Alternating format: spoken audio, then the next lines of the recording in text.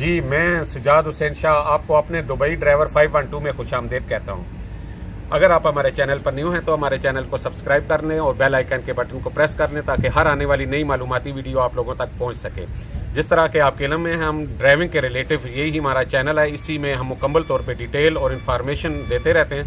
आज हम आपके साथ एक ऐसे लड़के की मुलाकात करवाएंगे जिसने अभी ही लाइसेंस पकड़ा है और आप उन्हें देख के अंदाज़ा लगा सकते हैं कि ड्राइविंग इतनी मुश्किल भी नहीं है जितनी हम लोग कई दफ़ा समझ लेते हैं। आप उनसे आपकी मुलाकात करवाते हैं और सबसे पहले तो हम आपका तारुफ करवा दें। जोइया साहब अपना तारुफ करते हैं। अस्सलाम वालेकुम जी, मेरा नाम है फ़रूक अहमद ते जी अजमान पाकिस्तान केड़ी जगह ते हो तुसी? पाकिस्तान पाकपतन। पाकपतन। अच्छा फारूक साहब ये दसो भी तुसी केड़ी स्टेट तो लाइसेंस लिया?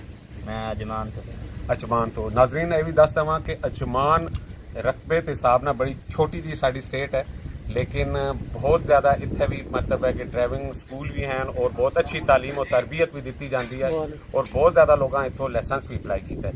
अच्छा फारूक साहब ये दस सकते हो कि कितना तुहाडा खर्चा होया? तकरीबन 11 साढ़े 11,500 खर्चा हो गया।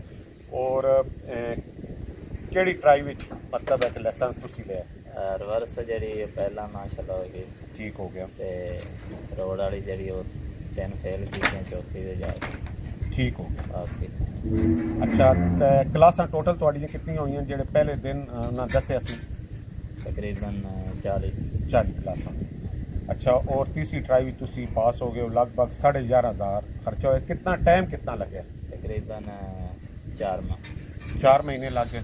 ठीक है, ज्यों तुसी क्लास फाइल ओपन की है तो तकरीबन 4 महीने के अंदर अंदर लाइसेंस जेड़ा मिल गया जी। ठीक हो गया। तो लाइसेंस लैन तो बाद फिर तुसी क्या किसी जगह ते थोड़ी जी प्रैक्टिस की थी क्योंकि उत्ते ते 6 व्हील ते ट्राई लीती जाती है।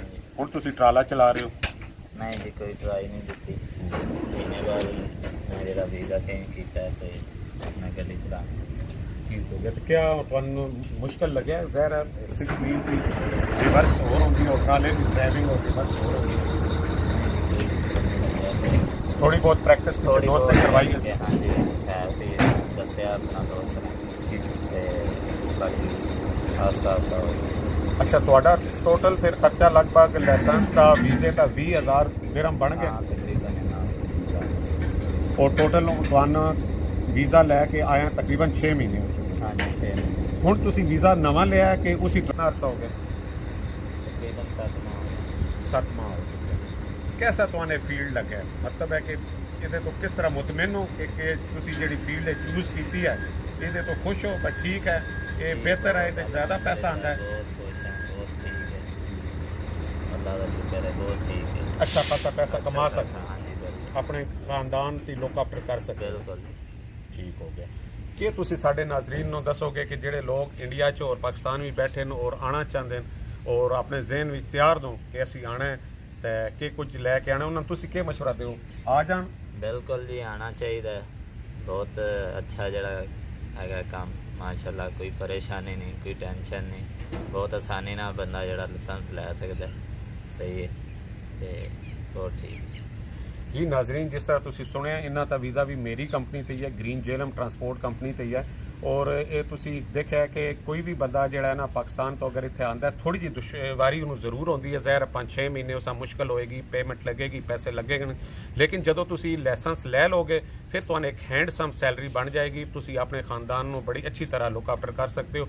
और जितने भी साडे नाजरीन साडे चैनल को देख रहे हैं असी उम्मीद करते हैं किसी ने भी रहनुमाई साडी चाहिए हो साडा WhatsApp नंबर भी है और कमेंट्स भी तुसी कमेंट्स पाओगे तो असी इंशाल्लाह दा जवाब देंगे। तो सन इहदे तो नैक्सट वीडियो तक दिओ इजाजत। अपना बहुत सा ख्याल रखो। साडियां दुआवां हमेशा की तरह तुहाडे नाल नो। अल्लाह पाक तुहानू खुश खुरम रखे। अल्लाह हाफिज़। अल्लाह।